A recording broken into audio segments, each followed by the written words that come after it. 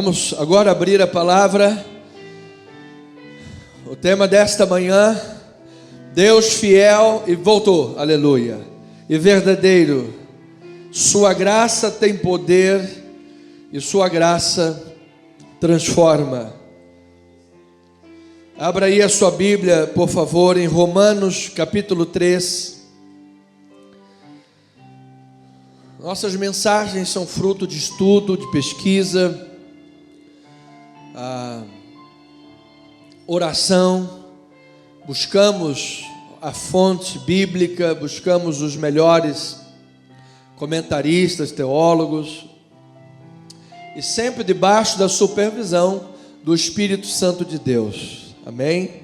A Bíblia é o único livro em que todos leem na presença do seu autor, e o autor é Jesus. Louvado seja o nome do Senhor.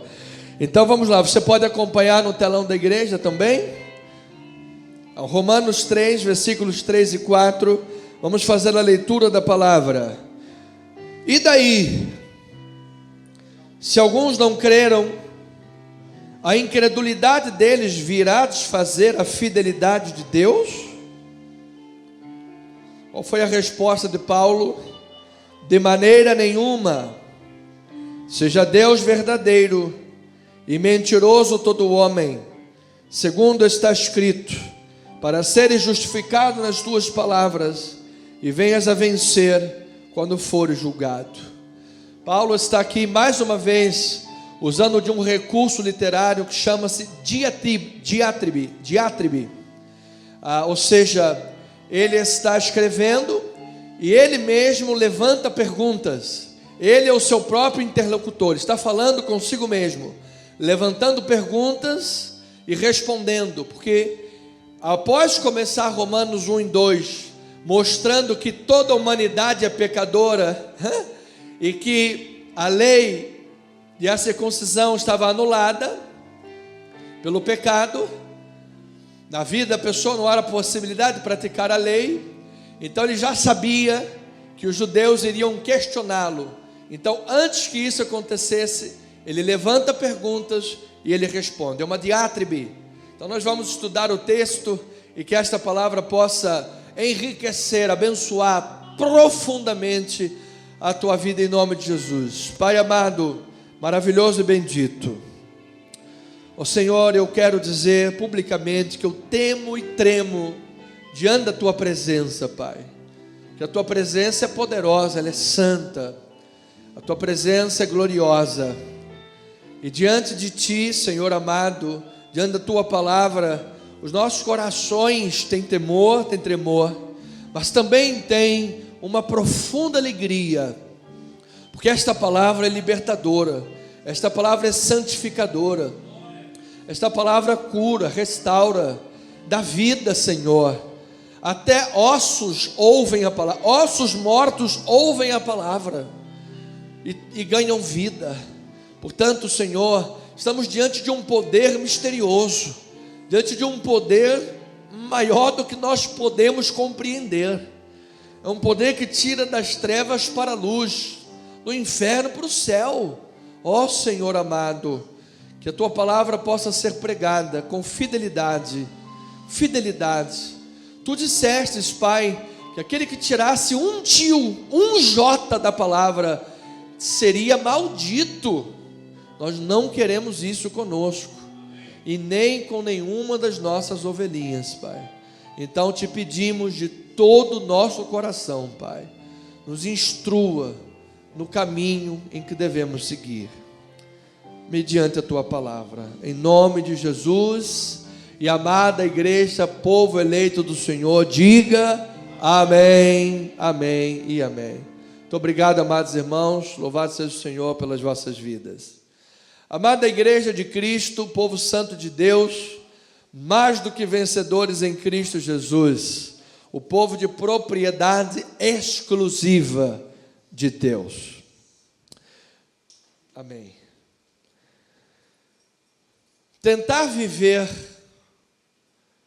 pela lei, tentar viver pela religiosidade, à parte os princípios bíblicos, a parte, a revelação bíblica especial, a graça de Deus.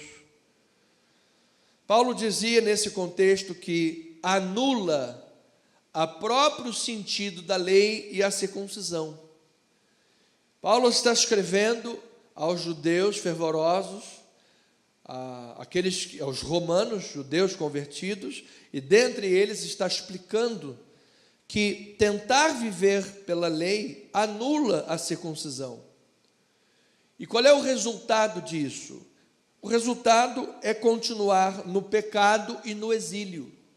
A circuncisão era o sinal da aliança com Deus. Então, tentar viver pela lei anulava o sinal da aliança com Deus.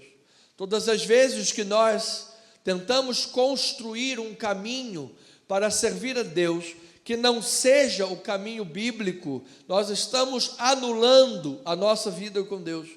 É impossível que o homem, por qualquer outra mensagem, palavra ou meios, construa uma ponte da terra para o céu. O único meio é o Evangelho. O único meio é a palavra de Deus. É isso que Paulo está dizendo. Então Paulo, o missionário que levou a palavra a todo mundo gentílico, ele acaba com a expectativa de viver o regime da lei. E ele diz que o gentio cristão, aquele que não tem sangue israelita, mas se converteu a Cristo Jesus, ele é povo de Deus, ele é filho de Deus, ele é parte da aliança de Israel, e ele vai viver a vida eterna com Jesus para todo sempre. E isso que ele está dizendo. E aí em 2:25, Romanos capítulo 2, versículo 25, diz a palavra de Deus: porque a circuncisão tem valor se praticares a lei. Veja, a circuncisão tem valor se praticares a lei. Se és, porém, transgressor da lei, a tua circuncisão já se tornou o quê?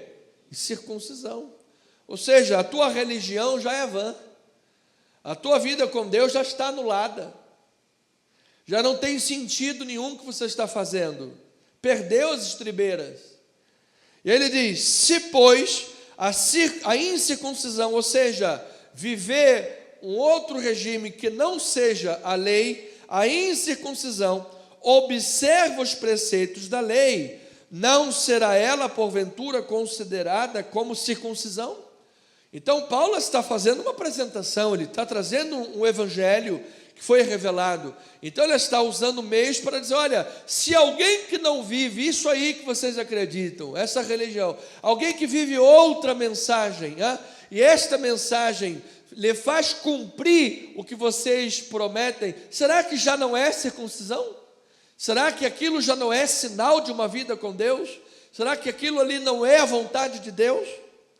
E aí ele diz, versículo 28 e 29, porque não é judeu quem o é apenas exteriormente, nem é circuncisão a que é somente na carne, no prepúcio, ao 8º dia. Porém, judeu é aquele que o é interiormente, e circuncisão é aquela que é do coração, no espírito, não segundo a letra, e cujo louvor não procede dos homens, mas é o louvor que vem do próprio Deus sobre a vida da igreja amada.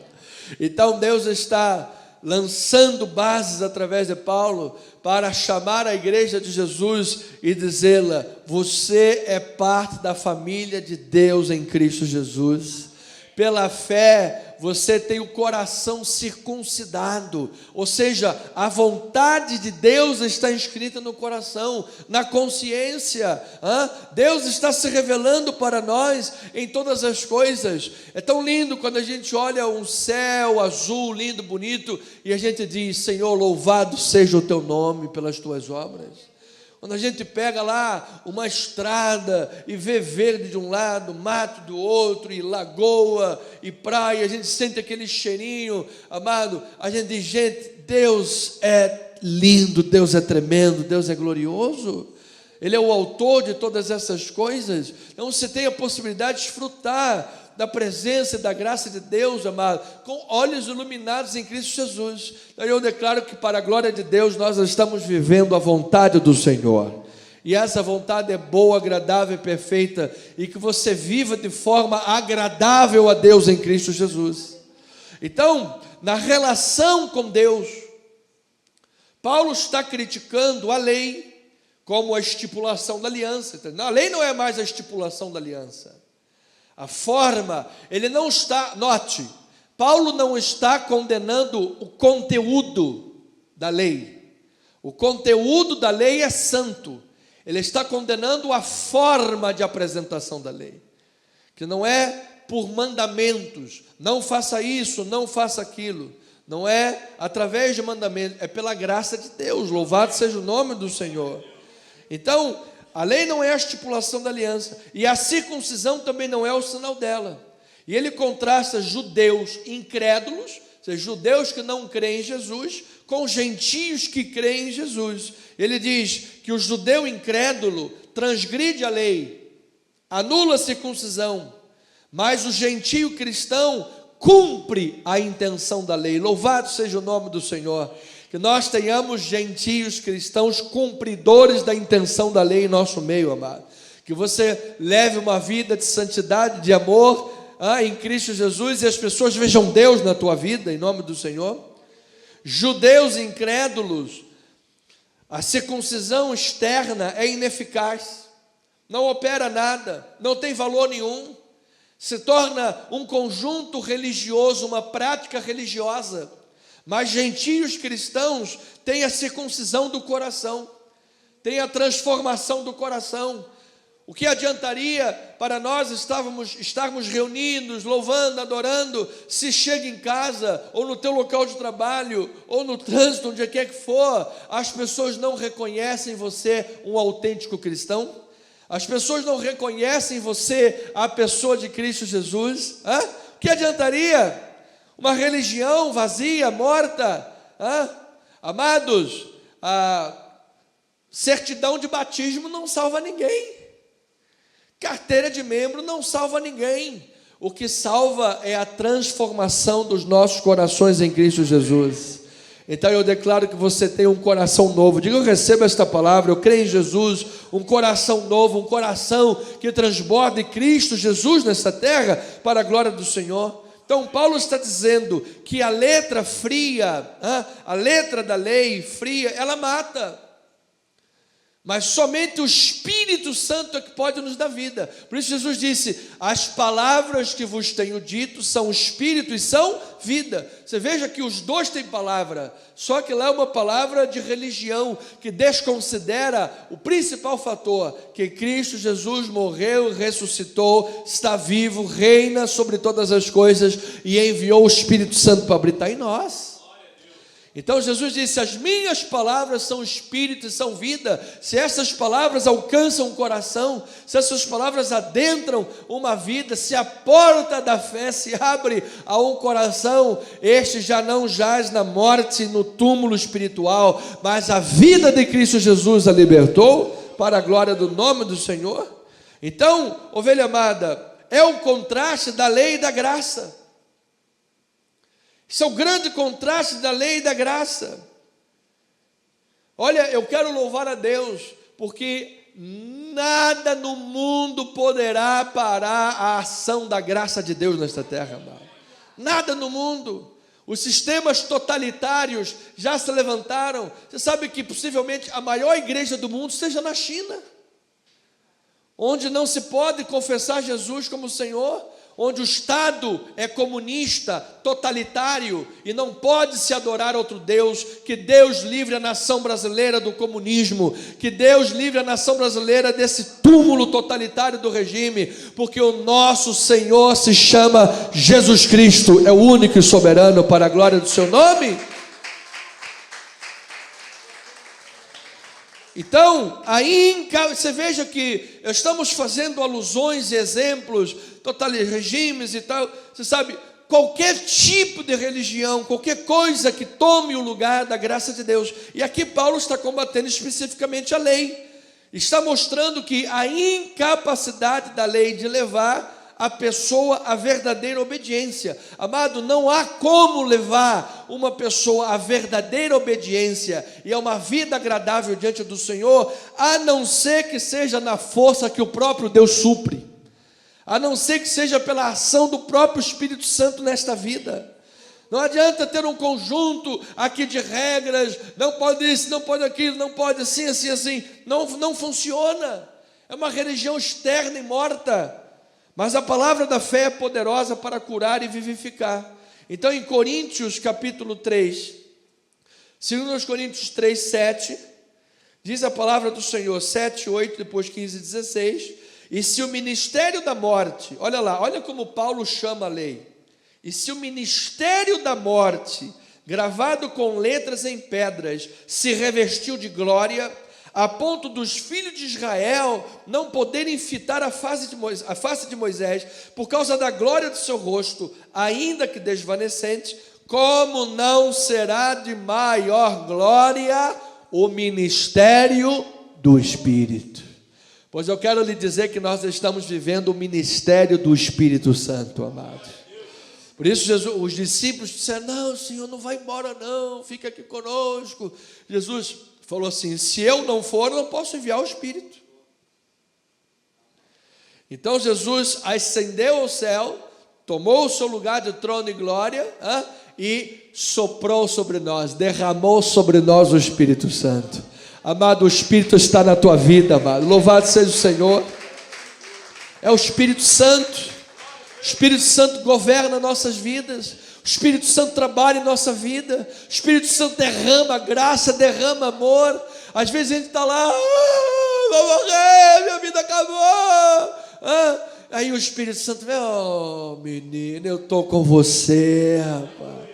Eu estou derramando na tua vida misericórdia e graça. E às vezes quando a gente passa, aprova o deserto, e a gente chega lá do outro lado, gente, só tinha uma pegada na areia, no momento mais difícil da minha vida, só tinha um par de pegada na areia. Quem é? Será que Deus me abandonou? E aí ele diz, não filho, essa pegada da areia era minha, eu estava te carregando no colo, eu estava te levando no colo, louvado seja o Senhor. Mas como é que isso acontece? É a força que Deus supre. Amado, nós não sabemos a força que temos dentro de nós, a não ser no momento da luta. Então, às vezes Deus permite essa atenção para você acordar, desperta filho, tu que dorme, você está aí. Por isso um dos momentos mais perigosos da vida é o conforto e a vitória, porque a pessoa deixa de reconhecer as coisas. Por isso eu lhe digo, amado, em todos os momentos da vida reconheça a glória de Deus na tua vida. Somos o que somos. Diga para o teu irmão, é a graça de Deus na tua vida, irmão. É a graça de Deus, é a força que Deus supre, é o ministério do Espírito Santo, aleluia. Santo, Deus seja louvado. E olha, amados, e ainda digo uma coisa mais, nós precisamos levar a nossa igreja a um estado de maturidade, amados, que às vezes nós nem precisamos ser, é muito mais maravilhoso, nós sentimos a ambiência, sentimos a glória de Deus, nossa, eu saio feliz, radiante, querendo levar o mundo nas costas, é lindo e é maravilhoso, e que Deus possa nos permitir vivermos isso sempre em nosso ministério. Mas nós temos que ser levados a um estado de fé, amados, que a gente pode não estar sentindo nada, parece que tudo está dando errado, parece que tudo é difícil, e parece que não estamos nem sentindo a presença de Deus, mas eu ainda continuo crendo que Deus é soberano. Eu ainda continuo crendo que Deus está no controle. Eu ainda acredito que eu sou mais do que vencedor em todas as coisas. Por quê? Porque a fé não depende do que eu vejo, a fé não depende do que eu sinto, a fé está aqui na palavra de Deus. Ela é real, ela é viva, ela é verdadeira. É o ministério do Espírito, é a presença real do Espírito Santo. E aí ele diz, versículo 15 e 16, olha só, até hoje quando é lido Moisés, o véu está posto no coração deles, Quando, porém, algum deles se converte ao Senhor, o véu lhe é retirado.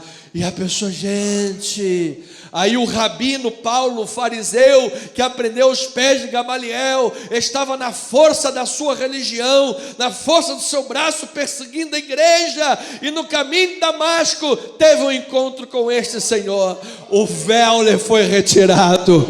Ele disse: é Jesus. É Jesus o Senhor, é Jesus o Yeshua Hamashia, é Jesus o prometido de Israel, é Jesus aquele que veio da descendência de Davi, é Jesus aquele que cumpriu a promessa de que o trono de Davi não deixaria de ter alguém assentado sobre ele, é Jesus aquele ferido que Isaías profetizou e disse que ele tomaria sobre si as nossas dores e as nossas iniquidades, é Yeshua Hamashia, Jesus de Nazaré, o único caminho, verdade e a vida é o nosso Senhor é Jesus. Ele é o Senhor da tua vida, amado. Ele é o Senhor, amado. Ele é o Senhor. A vida que tem Jesus como Senhor, a vida que tem Jesus como seu Salvador é uma nova vida. Não é religião. Qual é a tua religião? É Jesus. Qual é o teu signo? É Jesus. Qual é a tua astrologia? É Jesus, a estrela de Davi. É Jesus, amado. E nós não podemos nos acanhar e ter medo e vergonha disso, porque Jesus é o Senhor de todas as coisas. Então, o estado espiritual do homem sem Jesus, qual é, pastor? É de queda, é do pecado, é da morte. Pois se o homem não fosse pecador, não precisaria de um Salvador. Se o homem não fosse doente, não precisaria de um médico. Jesus disse: eu não vim para os bons, eu vim para os doentes. Amado, se alguém te chamar de doente, fica feliz. Ô doente, fica feliz. Porque Jesus veio para curar você, amado.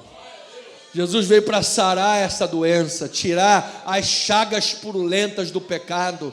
Só Ele podia arrancar as chagas purulentas do pecado, do inferno e da morte. Porque depois que Adão pecou no paraíso, a desobediência entrou, o pecado entrou, a morte. Então havia necessidade de vir um segundo Adão. E esse segundo Adão veio, não se esquivou das profecias que a ele diziam respeito, tomou sobre si todo o peso do pecado. Essa é a diferença da lei para a graça de Deus. É porque nós sabemos em quem nós temos crido. É o Senhor Jesus Cristo. É pela graça. Então, se a epístola de Romanos se propõe a anunciar a salvação pela graça mediante a fé em Cristo Jesus somente, Paulo precisava começar mostrando o pecado, mostrando a condição pecadora do homem, mostrando, olha, o livro de Romanos é uma aula de evangelismo para nós, é uma aula de missiologia para nós. Se Paulo quer mostrar que a única salvação é Jesus Cristo, ele precisa mostrar primeiro que nós estamos perdidos em pecados. E se ele é o único caminho, a verdade e a vida, ele precisa dizer que a lei não é o caminho, nem a verdade, nem a vida. Então ele faz essa antítese e ele mostra a verdade, que a lei é incapaz de justificar alguém. As obras da lei é incapaz de justificar alguém. A própria moralidade é incapaz. E a moralidade, ela inicialmente tem um quesito de Deus, porque é a nossa consciência. É o testemunho de Deus na nossa consciência, dizendo o que está certo e o que está errado. Mas a moralidade por si só não pode levar à salvação. Então, sob a lei, o véu está posto sobre o coração, não sendo revelado que Jesus Cristo é o Messias prometido por todos os profetas, e que tudo que foi profetizado pelos profetas e tudo que foi escrito e registrado se cumpriu na cruz do Calvário em Cristo Jesus. Jesus disse do alto daquela cruz: consumado és tu, tudo está consumado. E esta causa não perdeu o seu efeito. Jesus estava lá sendo morto e crucificado, e ao invés de espraguejar os seus tosquiadores, o que é que Jesus fez? Pai, perdoa-lhes porque eles não sabem o que fazem. Amado, nem sendo morto o evangelho, uma pessoa sendo morta por causa do evangelho, o evangelho não perde o seu valor. Estevão foi apedrejado, Isaías foi cerrado, João foi exilado, Paulo foi degolado, Pedro foi crucificado de cabeça para baixo, todos os santos e profetas da Bíblia, o próprio Cristo foi crucificado, mas ainda assim, amado, não há vida sem o evangelho. Não há razão de viver sem o evangelho, porque o evangelho é a vida eterna para todos aqueles que nele creem. Jesus disse: eu sou a ressurreição e a vida. Aquele que crê em mim, ainda que morra, viverá. E todo que vive e crê em mim, não morrerá eternamente, disse o Senhor. Então, amado, Jesus está voltando. E quando Jesus volta, diga graças a Deus aí, amado. Diga aí, graças a Deus. E quando Jesus voltar, você vai ficar feliz? Opa, peguei 3 ou 4 aí. Quando Jesus voltar, vocês vão ficar felizes? Não. Erro hermenêutico. Não. É isso aí, irmão. Fala aí. Oh, glória a Deus. Quando Jesus voltar, nós vamos com Ele felizes. Louvado seja o Senhor. Louvado seja o Senhor. Peguei. Quando Jesus voltar, nós vamos felizes com Ele, amado. E Ele já está voltando. É ou não é? Está voltando ou não está? Está voltando. Então, amado, nós precisamos estar atentos aos sinais, atentos ao que está ocorrendo. Por quê? Porque todas as coisas que ocorrem para tentar nos desviar por um caminho errado. E aqui eles estavam se desviando para a lei. E hoje, quiçá, a maior religião do mundo seja, não em termos oficiais, não é uma religião oficial, mas seja a moralidade. Quando alguém diz: não, mas eu sou melhor do que o crente, não, mas eu sou melhor do que o espírito, eu sou melhor do que o macumbeiro, eu sou melhor do que aquele. Amado, nós somos o que somos pela graça de Deus. E o cristianismo é o único que faz isso. Apesar de quem nós somos, ele está mostrando, amado, esta é a condição espiritual do homem, é o estado de pecado. É o estado de pecado, é a queda. É o que nós legamos do nosso pai original, Adão. É o estado de queda. Então, sob a lei e sobre qualquer outra coisa, isso não muda, somente em Cristo. Gálatas capítulo 3, versículos 1 e 2 e 5, ele diz: ó Gálatas insensatos, quem vos fascinou a vós outros, ante cujos olhos foi exposto Jesus Cristo, como o quê?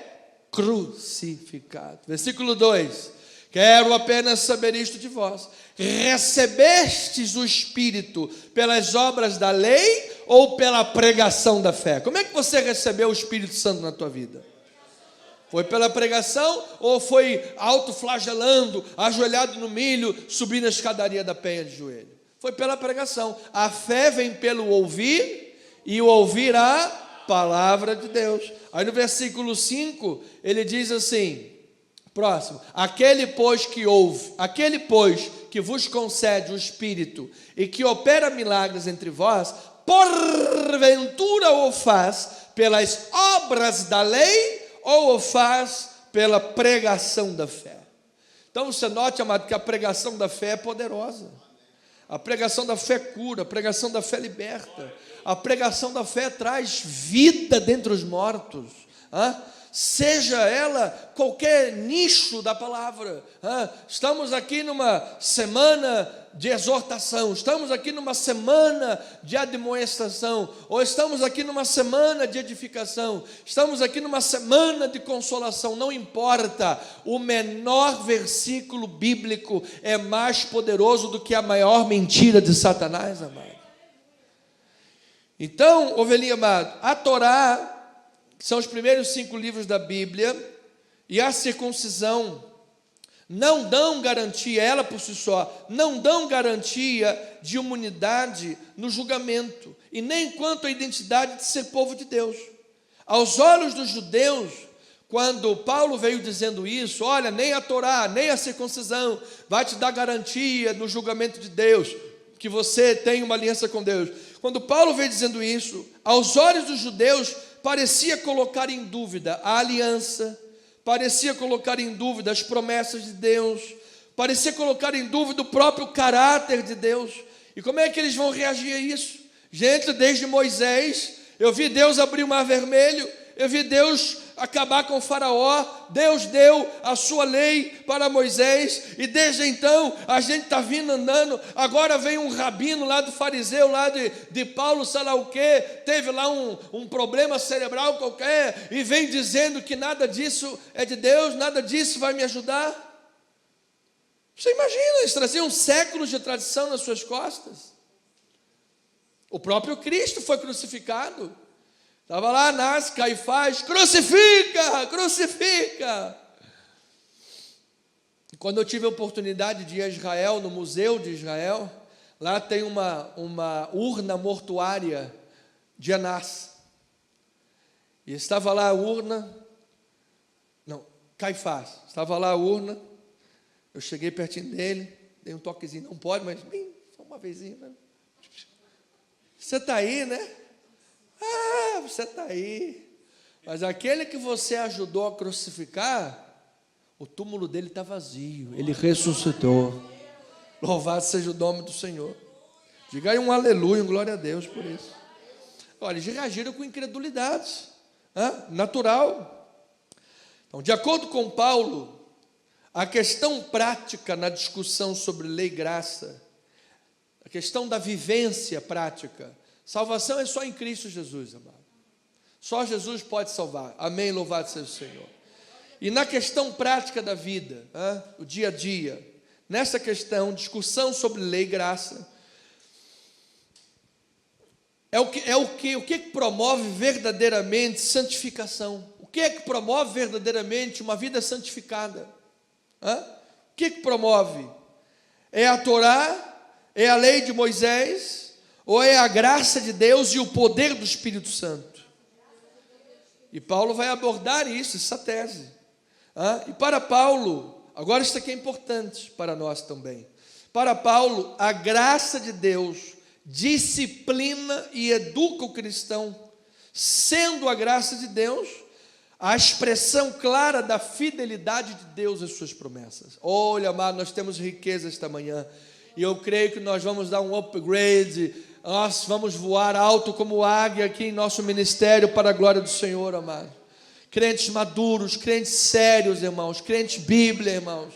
As pessoas olharem para o nosso ministério com respeito e dizer, gente, esse povo aí é crente, esse povo aí é Bíblia, esse povo aí crê na palavra de Deus, esse povo foi liberto pela verdade de Deus.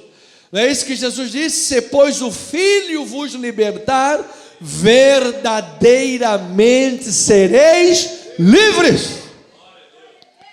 Então, o que é que verdadeiramente promove santidade? A graça e o poder do Espírito, ou é a lei e a Torá? Romanos 3, 1 e 2, olha lá. O texto desta manhã em tela, 3, 1 a 8, agora 1 e 2, ele diz assim, estou em Coríntios, o que é que estamos fazendo aqui? Vamos voltar para lá, pronto. Diz assim a palavra do Senhor, qual é, pois, você se lembra que eu falei que Paulo usa o recurso da diátribe? Ele levanta as perguntas para ele mesmo responder, é isso aqui, ele está levantando. Qual é, pois, a vantagem do judeu? Ou qual a utilidade da circuncisão? Você acabou de falar aí, Paulo, que a lei passou e agora é graça, e que judeu é quem anteriormente, que a desobediência tornou a circuncisão em circuncisão. Qual é a vantagem de ser judeu? Qual é a vantagem de receber a circuncisão? Resposta, olha aí, impressionante de Paulo. Muita, vantagem muita, sob todos os aspectos, principalmente porque aos judeus foram confiados quem? Os oráculos de Deus. Então, a questão é simples. Se Israel permanece debaixo de julgamento e de exílio, exatamente por tentar guardar a lei, que é o que Paulo está dizendo, lembra lá o início do capítulo 2? Tu que julgas, hipócrita, vai ser julgado, não vai escapar no dia do juízo. Por quê? Porque você está se valendo da lei e dizendo, não furta, mas você furta. Não pratique idolatria, mas você rouba os seus templos. Você que está se valendo do parâmetro da lei, ó tu hipócrita, você não vai ser passado despercebido, não. Cerol chileno vai passar. E cerol chileno é brabo, coisa braba. Devia de ser preso quem fosse pego com chileno. Ainda mais agora que eu estou andando de moto, misericórdia. Não é não? Agora, então, o que a gente esperava que Paulo respondesse aqui? Que utilidade esperava que Paulo dissesse? Nenhuma, verdade, não tem utilidade nenhuma, serve para nada. Era isso que a gente esperava que Paulo respondesse. Mas ele dá uma resposta surpreendente. Diz, aos judeus foi dado o privilégio de serem guardiões dos oráculos de Deus. A revelação especial que consistia em mandamentos, profecias e promessas. Amados, louvado seja Deus pelos nossos irmãos mais velhos, porque de lá veio a salvação. A gente, quando prega a palavra de Deus aqui, lembra que a gente está pregando sobre a vida de um monte de judeu. Paulo, Pedro, Tiago, todo mundo judeu. Moisés, a galera toda, a gente está dizendo é o povo hebreu. Os próprios cartas dos hebreus, os judeus que ainda conservavam os seus regimes culturais. Então a gente tem que saber, amado, louvar a Deus, porque eles foram, louvado seja o Senhor, luz para a nossa vida, Deus toda a glória. E a queda deles promoveu salvação para nós. Olha que maravilha, olha a vantagem aí. Aí Paulo depois lá no final do livro vai dizer, se a queda deles promoveu salvação para nós, o que não vai acontecer na sua restauração, senão vida dentre os mortos, aleluia. Ou você acha que Deus esqueceu os ramos naturais? Não esqueceu. Deus tem um tempo para tudo. A plenitude dos gentios vai chegar e vai haver ainda uma grande restauração daquele povo. E já está havendo muitos judeus messiânicos se dobrando a Jesus Cristo, louvando o Senhor. E juntos, judeus, gentios e gente de todas as nações, vamos comparecer perante o seu tribunal, bater a continência ao nosso capitão e dizer, louvado seja o nome de Jesus. O nosso general é Cristo, seguimos os seus passos, nenhum inimigo nos resistirá. Amado, nenhum inimigo, nem o pecado, nem a morte, nada, tudo está sendo colocado debaixo dos pés. Então, muita vantagem. Vocês foram primeiramente os detentores, guardiões dos oráculos de Deus, onde há promessas de Deus, promessas de futura restauração da casa de Davi, através do arrependimento. Este será o antídoto para todo o exílio do israelita. Os oráculos de Deus fazem prevalecer a bênção do Senhor sobre qualquer maldição que intenta lançar, amado, o povo de Israel, algo impressionante. O povo foi disperso por milhares de anos, até que em 1948, com a ajuda de Oswaldo Aranha, um brasileiro, o povo retorna para a sua terra natal, e um povo que mantém uma língua. Se Isaías chegasse aqui hoje, apesar de ter mudado algumas coisas, acrescentado, mas se Isaías chegasse aqui hoje, conseguiria chegar lá e falar em hebraico e pedir um hambúrguer, pedir uma comida, porque a língua continua. Isto é simplesmente maravilhoso. Os inimigos que têm se levantado contra o povo de Israel vão cair por terra, amados irmãos. Todos aqueles regimes doidos de terroristas que pega a criança, assa dentro de um forno, arranca a barriga de uma mulher grávida e mata. Como é que tem gente apoiando terrorista? Mas Deus há de mostrar que Ele é o Senhor de Israel, assim como Ele é o Senhor da igreja, amado. Olha aí, internautas, para aqueles que não sabem, artigo número 1 da Constituição do Hamas: destruir o povo de Israel e matar todo mundo. Você é a favor de que alguém morra só por causa da nacionalidade dela? Pois é o que esse povo terrorista quer. Mas eles vão se encontrar com Deus, a mão forte do Todo-Poderoso. Então, ovelhas amadas, muita, Paulo está dizendo muita. E eu quero declarar, porque em Cristo Jesus as bênçãos de Abraão chegaram à tua vida, amado. As bênçãos que Deus deu aos judeus chegaram sobre a tua vida. O que não pode somos nós, como cristãos, praguejarmos os judeus e queremos as bênçãos deles. Não é verdade? Então, em Cristo Jesus, a bênção que estava sobre ele chegou à tua vida. Então, veja lá o que Números 23, 16, 19 e 20 diz a palavra do Senhor. Encontrando-se o Senhor com Balaão, pôs-lhe na boca a palavra e disse: torna Balaque e assim falarás. Depois, Deus não é homem para que minta, nem filho de homem para que se arrependa. Porventura, tendo ele prometido, não fará? Ou tendo falado, não o cumprirá? Eis que para abençoar recebi ordem. Ele abençoou e eu não posso revogar. Oh, amado irmão, essa é uma vantagem. Deus abençoou aquele povo e em Cristo Jesus Deus abençoa a tua vida também. Pastor, mas se o bruxo fizer um trabalho e vier amaldiçoar, espraguejar, botar olho grande, inveja, pé de coelho, ferradura de cavalo, amado, se você tem Jesus Cristo na tua vida, você é propriedade exclusiva do Senhor. Maior é aquele que está em nós do que aquele que está no mundo. Maior, diga, é maior, é maior. É maior, Deus é único, Deus é maior. Diga isso, amado, Deus é único, Deus é maior. Sou propriedade exclusiva de Deus. Amado, contra ti não vale encantamento, disse o profeta. Esta é a palavra do Senhor e ela não voltará vazia.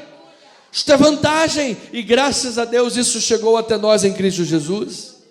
Então isso é muita vantagem. Por isso Paulo está respondendo, isso é muito vantajoso, irmãos amados. Agora, alguns judeus equivocadamente acusavam o evangelho pregado por Paulo de ser uma graça antinomista. Qual era a acusação deles, portanto? A palavra anti vem da palavra contra e nomos vem da palavra lei, ou seja, contra a lei. É antinomista. Esse pensamento dizia o seguinte: pelo fato de uma pessoa estar debaixo da graça, ela não tem obrigação de buscar viver a moralidade que a lei apontava. Então Paulo estava sendo acusado de ser antinomista, contra a lei. Ou seja, vocês estão debaixo da graça, então você está dizendo que não precisa viver a moralidade da lei? Foi o que eu falei anteriormente, isso é uma acusação infundada, porque Paulo não estava contra o conteúdo da lei, mas estava contra a forma de apresentação dela, que não é por mandamentos, mas em Cristo Jesus, o gentio cristão, ele cumpre a intenção da lei. Louvado seja o nome do Senhor. Depois vamos estudar isso melhor quando chegarmos no capítulo 6, quando ele disse: permaneceremos nós no pecado para que a graça seja mais abundante? De modo nenhum. Diga, de modo nenhum. Como é que nós vamos permanecer no pecado, nós que para ele morremos? Amado, graças a Deus, a sua graça nos livrou do pecado. Você está livre do pecado. E aí Paulo se vale dos 10 mandamentos como regra para a vida. Vocês estão me chamando de antinomista? Vocês estão dizendo que eu estou ensinando para o povo que não precisa viver a moralidade que a lei prega? Vocês são mentirosos, está errado. E ele se vale do decálogo, as 10 palavras de Deus, os 10 mandamentos, para dizer que isto é regra para a vida. Veja lá em Romanos 13, 8 a 10, diz assim: a ninguém fiqueis devendo coisa alguma, exceto o amor com que vos ameis uns aos outros, pois quem ama o próximo tem cumprido a lei. Digam aleluia aí. Então diga para o teu irmão: meu irmão, eu te amo, meu irmão. Mesmo você sendo flamenguista, eu te amo. Mesmo você sendo flamenguista, tricolor, botafoguense, vascaíno, amém? Olha lá, que ama tem cumprido a lei. Versículo 9, pois isto, olha lá, ele vai citar os 10 mandamentos: não adulterarás, não matarás, não furtarás, não cobiçarás. E se há qualquer outro mandamento, forma de apresentação da vontade de Deus, se há outro mandamento, Tudo nesta palavra se resume: amarás o teu próximo como a ti mesmo. O amor não pratica o mal contra o próximo, de sorte que o cumprimento da lei é, dizia o Chitãozinho, é o amor.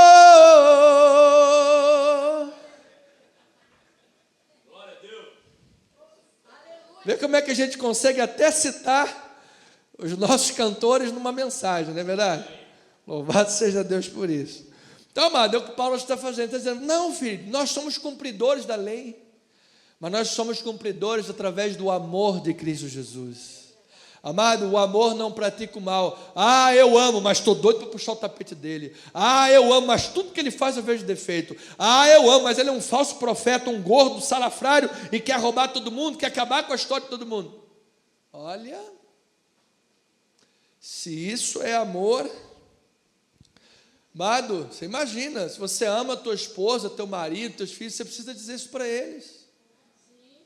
Diga aí, amado, eu te amo. Diga para o teu irmão aí, você é um amor, louvado seja o Senhor. Aí a pessoa ama, mas pega uma toalha molhada e... Aí a pessoa ama, mas depois dá um soco, uma banda nela. Que amor é esse, hein? Que amor, nem amor de gato e rato. Não é verdade? Tom e Jerry. Então, amado irmão, o amor não pratica o mal, e eu declaro que nós sejamos cumpridores da lei através do amor em Cristo Jesus. Tudo que a lei promovia, tudo que a lei pregava, amado, era a santidade. Ela queria que o povo fosse santo, mas Deus permitiu que fosse visto que é impossível a gente praticar toda a lei. E a gente vai entender, porque Deus é fiel, amado, louvado seja o Senhor, e Ele disciplina quando a gente peca. Então, amado, os legalistas não conseguiam entender que quando a graça é entendida e assimilada para a vida, ela, na verdade, estimula a pessoa a viver cada vez de forma mais santificada. Você se lembra de Jesus, quando estavam lá os legalistas, pegou a mulher adúltera e já estava com a pedra para atacar a pedra. Não, peraí, deixa eu falar só um negócio. Quem de vocês aí não tem pecado, que atire a primeira pedra? Aí todo mundo parou, peraí. Quem não tem pecado, atira a primeira pedra? Ih, rapaz, mas eu acabei de falar mal do pastor agora de manhã. Está repreendido, né? Eu vou aprender a expressão hebraica para ensinar para a amada como é que é. Está repreendido esse negócio. Ih, já estou pensando no almoço que eu vou comer 3 fatias de lasanha. Esse negócio não vai dar certo. E aí a gente começa a lembrar dos nossos pecados. Davi diz, Senhor, os meus pecados estão diante de mim. Amado, quando a gente lembra dos nossos pecados, e nós somos cristãos de verdade, você sabe o que tem que vir em nosso coração? Humildade. Humildade e arrependimento. A gente diz que aqueles homens começaram a lembrar, os mais velhos, então, imagina, de cabeças brancas, quanto mais velho, mais pecador é, amado. Você imagina, teve mais tempo de pecado que eu. Os irmãos aí mais velhos estão me olhando de cara feia. Não posso fazer nada. Quanto mais velho, mais pecador. Isso é uma realidade matemática, meus irmãos. E aí eles começaram a pensar, aí largou a pedra, outro largou a pedra, foi embora. E aí no final de tudo, Jesus perguntou para ela, e aí, ninguém te condenou não? Foi todo mundo embora? Jesus, ninguém me condenou. Nem eu tampouco te condeno. Graça. Vai e não peques mais. É a verdade libertadora. Quem recebeu a graça na sua vida, tem a verdade que transforma, tem a graça que transforma. Não ama viver no pecado. Quando porventura, um negocinho, alguma coisa qualquer, já fica logo arrependido, chora demais. Meu Deus, eu não deveria ter xingado aquele flamenguista quando fez o gol e tudo mais, aquela coisa toda e tudo mais. Mas você vive na graça de Deus, amado. Você é uma ovelha, você é de Jesus. O teu prazer não é viver para o pecado nem para o mundo. Teu prazer é viver para Jesus, amado. Então, ovelha, porque você foi transformado, diga glória a Deus por isso. Então, é pela graça. Então, a graça de Deus, ela disciplina, ela educa E ela é a expressão clara da fidelidade de Deus às suas promessas. Temos alguns minutos, versículos 3 e 4, olha lá. Paulo pergunta de novo na sua diátribe. E daí? Já entendi que tem vantagem esse negócio aí. Já entendi, esses são os oráculos de Deus, é muito bom essa coisa toda. E daí? Se alguns não creram, a incredulidade deles virá desfazer a fidelidade de Deus? Se Deus enviou a sua palavra aos judeus e alguns deles não receberam, o fato de alguns deles não terem recebido, isso vai desfazer a fidelidade de Deus? De maneira nenhuma. Seja Deus verdadeiro e mentiroso todo homem, segundo está escrito, para seres ficados nas tuas palavras e venhas a vencer quando fores julgado. Então, amado, Israel estava experimentando disciplinas, estava debaixo das maldições da aliança, as disciplinas da aliança. E isso não significaria que Deus havia cancelado a aliança, que Deus havia quebrado a sua promessa. Afinal, o povo, e daí? E daí? Alguns creram e a fidelidade de Deus foi anulada, alguns não creram, está de disciplina, povo debaixo de maldição. Isso significa que Deus quebrou a aliança? Não, de modo nenhum. Deus prometeu abençoar de acordo com a obediência e disciplinar de acordo mediante a desobediência. Amado, toda disciplina é prova da fidelidade de Deus. Então, se porventura você está pecando muito, peca, sabe, pula cerca, faz o quê? Mente para todo mundo, passa cheque sem fundo, fala mal, faz fofoca e nada acontece, disciplina nenhuma acontece, meu amado, isso é para você se preocupar. Isso é para você se preocupar. Porque quando um filho de Deus peca, Deus disciplina. Deus disciplina. Deus disciplina. Então, Deus disciplina, diz a palavra, a quem? A quem é que Deus disciplina? A quem Ele ama. A quem Ele ama. Então, amado, foi Deus que inventou o amor com disciplina.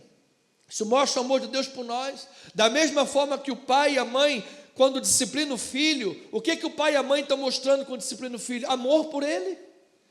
Esses dias está vendo na internet uma garota de 20 e poucos anos fazendo pirraça, gritando, xingando, queria um iPhone 14.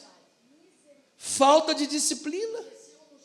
Porque se fosse no meu tempo, amado, um cinturão de burro comia. Fosse no meu tempo, cinturão de burro do meu avô.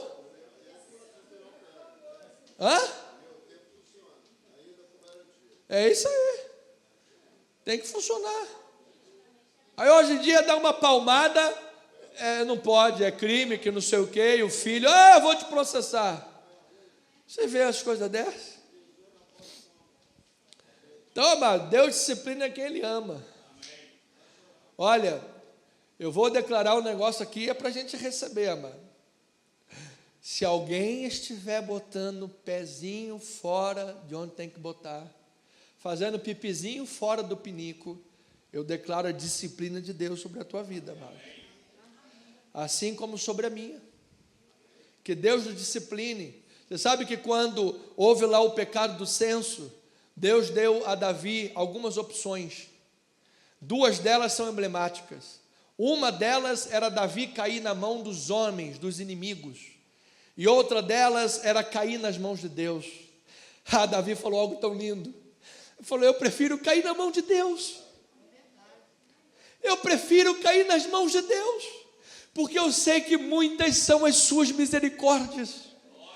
Mas às vezes você cai na mão de um homem e essa pessoa não tem misericórdia. Te julga até o último instante. Você pode ter morrido e ser provado que você era inocente. Vai continuar te julgando e te odiando. Porque não vai querer dar o braço a torcer.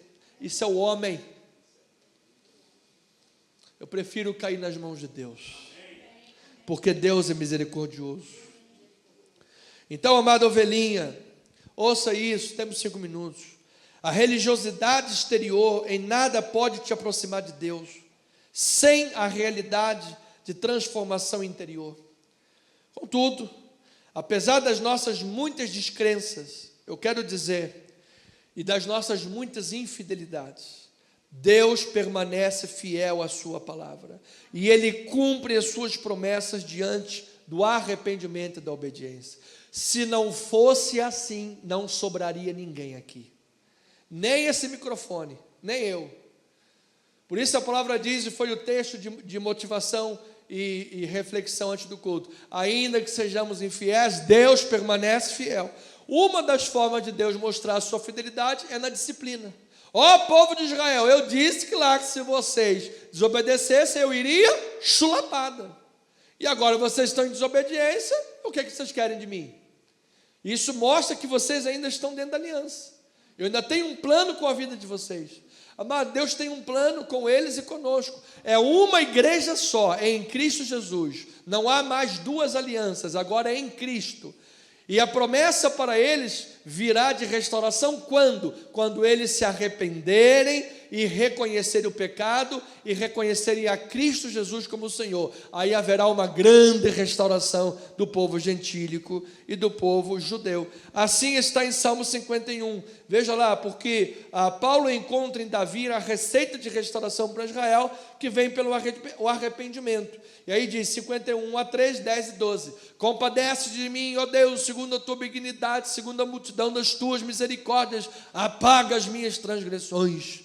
Lava-me completamente da minha iniquidade e purifica-me do meu pecado, pois eu conheço as minhas transgressões e o meu pecado está sempre diante de mim.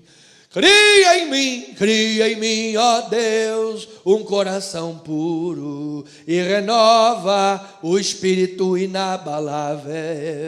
Versículo 12: restitui-me a alegria da tua salvação e sustenta-me com o espírito voluntário. Louvado seja o Senhor. Amado, esta é manhã de arrependimento, amanhã de você dizer: Deus, compadece de mim. Sou um pecador, já errei, já pequei, já fiz, já aconteceu, mas eu reconheço que a tua graça sobre a minha vida, e eu quero viver uma vida santificada, eu quero viver uma vida para a glória de Deus, eu quero testemunhar a glória de Deus na minha vida. Cria em mim, ó Deus, um coração puro e sustenta-me com o espírito voluntário. Se você tentar se manter com o espírito voluntário baseado na religião morta ou nas obras da lei, você vai cair. Mas se você te mantiveres na graça de Deus, perseverando na graça de Deus, mediante a palavra do Senhor, o Espírito Santo de Deus vai te sustentar com o espírito voluntário. Então não é pela lei, é pela graça, não é pela letra, é pelo Espírito. Por isso lá na hora do ofertório eu usei o texto de Atos, quando Paulo falou assim: perseverar, ele persuadiu aqueles cristãos a perseverarem aonde? Na graça de Deus. Na graça de Deus. Então, irmãos amados, eu concluo. A mente doentia daqueles religiosos do primeiro século dizia que Deus devia estar muito satisfeito e até agradecido por eles estarem lhe prestando um serviço através da mentira em que eles viviam, através do pecado em que eles viviam. Por quê? Porque a mentira da vida deles colocava em relevo que só Deus é verdadeiro. Eles diziam assim: olha, mas se eu sou pecador, porque havia uma ideia na cabeça deles que por serem povo da aliança, eles poderiam julgar os outros, mas eles mesmos não viverem aquilo. Por isso Paulo começa o capítulo 2 dizendo: olha, você é hipócrita.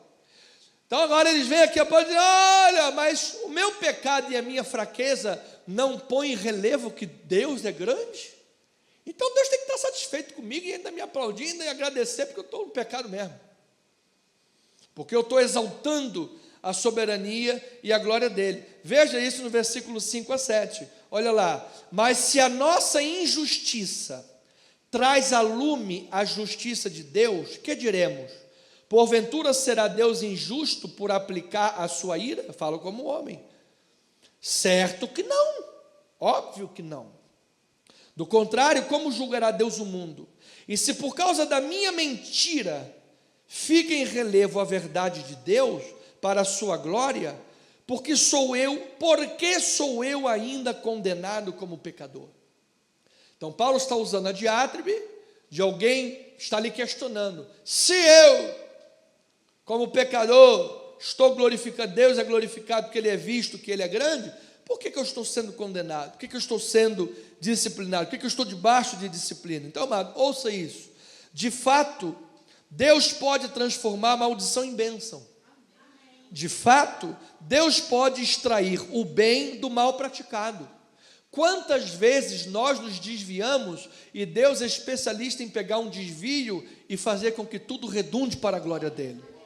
Assim foi o próprio Adão, foi lá, desobedeceu, pecou, e Deus fez um desvio na linha lá, e veio Cristo, o grande Salvador, louvado seja o Senhor. Então Deus pode fazer isso, mas ouça, os fins nunca justificam os meios. Quem assim pensa será condenado e julgado. Versículo 8 é o que Paulo diz: e por que não dizemos, como alguns caluniosamente afirmam que o fazemos, pratiquemos os males para que venham bens. Bom, já que é assim, vamos sair praticando mal mesmo, aí vai vir muito bem. Ah, é? Você pensa assim? A condenação destes é o quê? É justa. Se você pensa como eles, depois lá em Romanos 6 ele vai responder: não podemos permanecer no pecado. Como é que você vai ver o pecado se você é da graça de Deus? Entende? Então, filho amado, família na fé, se Deus confia a sua palavra e promessas a um povo, e parte desse povo não corresponde com honra e fidelidade, eu quero lhe dizer, Deus permanece fiel. Ele disciplina, Ele corrige. Aqueles que permanecerem no pensamento equivocado e morrerem nele, sem a salvação, serão condenados. Aqueles que se arrependerem, como Davi se arrependeu em Salmo 51, e retornarem para a casa do Pai, haverá uma grande restauração e salvação. Assim é a nossa vida. Então, ouça, toda vez que a obra de Deus é contradita pelo mau testemunho de uma pessoa, é o próprio homem que se faz mentiroso e se cobre de opróbrio e vergonha. Se eu agora caio no pecado, caio na mentira, amado, eu estou me cobrindo de opróbrio e vergonha. Eu não estou manchando a fidelidade de Deus. Olha, mas o cara é crente, Deus não transformou a sua vida, Deus não fez um milagre na sua vida, mas que crente é esse que faz isso? Por vossa causa o nome de Deus é blasfemado entre os gentios. Mas virá justa condenação sobre cada um de vocês. Mas se você tem Jesus Cristo, tem um coração arrependido e vive para a glória de Deus, meu amado, há de haver bonança, bondade e misericórdia para toda a eternidade. Então eu termino dizendo: o reto juiz está voltando para aplicar a sua justiça. A única maneira de estarmos preparados para este encontro é estarmos revestidos com a justiça de Cristo, recebida pela fé em sua morte reconciliatória na cruz. Quem assim está é nova criatura. Quem assim está é embaixador de Cristo. Quem está revestido da justiça de Cristo não tem prazer de viver no pecado e nem constrói para si uma outra religião, porque quem está em Cristo tem prazer de viver para Deus, ainda que às vezes peque, mas se arrependa e vive a palavra de Deus, a graça do Senhor, o único evangelho. E eu termino com 2 Coríntios. Apóstolo Paulo, em sua segunda carta aos Coríntios, capítulo 5, versículo 17, diz a palavra do Senhor: e assim, se alguém está em Cristo, é nova criatura. As coisas antigas já passaram, eis que se fizeram novas. Ora, tudo provém de Deus que nos reconciliou. Deus nos reconciliou consigo mesmo, por meio da lei de Moisés, por meio dos meus sacrifícios humanos, por meio de quem? Cristo, e nos deu o ministério da reconciliação, a saber, que Deus estava em Cristo reconciliando consigo o mundo, não imputando aos homens as suas transgressões, e nos confiou, olha lá, o mesmo privilégio que os judeus receberam no início. Olha lá, olha agora o nosso privilégio e honradez e responsabilidade. E nos confiou a palavra da reconciliação. De sorte que somos embaixadores em nome de Cristo, como se Deus exortasse por nosso intermédio. Em nome de Cristo, pois, rogamos que vos reconcilieis com Deus. Aquele que não conheceu o pecado, Ele o fez pecado por nós, para que nele fôssemos feitos justiça de Deus. E nós, na qualidade de cooperadores com Ele, também vos exortamos a que não recebais em vão a graça de Deus, porque Ele diz: eu te ouvi no tempo da oportunidade, eu te socorri no dia da salvação. Eis agora o tempo sobremodo oportuno, eis agora o dia da salvação, não dando nós nenhum motivo de escândalo em coisa alguma, para que o ministério não seja censurado. Que esta palavra alcance tua vida, alcance os internautas, que você tenha paz em Cristo Jesus, pois se você tem Cristo Jesus, a vida velha passou, os pecados passaram, tu és uma nova criatura em Jesus Cristo. Já não há mais condenação para aqueles que estão em Cristo Jesus, mas há uma responsabilidade, irmãos. Somos embaixadores de Cristo. Deus quer exortar por nosso intermédio. Então permaneça firme. Ele te socorreu para que você socorra. Diga: Ele me socorreu para que eu socorra. Como? Pregando o evangelho da graça de Deus. Assim seja, assim diz o Senhor. Vamos dar uma linda salva de palmas ao Senhor. Estenda as suas mãos para o altar. Pai, obrigado por esta manhã maravilhosa. Obrigado por este culto, obrigado pela presença dos irmãos, obrigado por cada vida, cada irmão, cada família. Obrigado, Senhor. Obrigado pela tua ação e operação em nosso meio. Toca nos corações, toca nas vidas, Senhor, e que nós tenhamos uma semana em perfeita vitória, com alegria, com felicidade, com gozo do Espírito Santo, movidos pelo Espírito Santo. Meu Deus, nós declaramos todo o espírito de condenação legalista caído por terra em nome de Jesus, mas que teus filhos tenham um coração de responsabilidade como embaixadores de Cristo Jesus, que nós levemos esta palavra com amor, com seriedade, com probidade, com integridade. Afinal, Jesus, tu fizestes uma obra linda em nossas vidas, Jesus. Nós somos nova criatura em Cristo Jesus. As coisas velhas passaram, eis que tudo se fez novo. Nós não estamos nas mãos do diabo, nós não estamos nas mãos de Satanás, nós estamos nas mãos de Jesus. Nós estamos nas mãos de um Deus fiel, que disciplina e corrige ao filho que ama, para que ande nos seus caminhos perseverantemente. Ó Senhor, que teus filhinhos amados possam voltar para os seus lares alimentados, fortalecidos, revigorados, bateria forte lá em cima, poderosos, prontos para entrar no terreno do capeta e acabar com as obras de Satanás, no poder do Espírito Santo, na autoridade do nome de Jesus, e mostrar ao mundo que só existe um Senhor, único, que é o nosso Senhor Jesus Cristo. E que a graça de Deus, o amor do Pai, e as doces consolações e a comunhão do Espírito Santo se manifestem hoje para sempre, na vida da amada igreja de Jesus. E aqueles que são de Jesus, digam: Amém.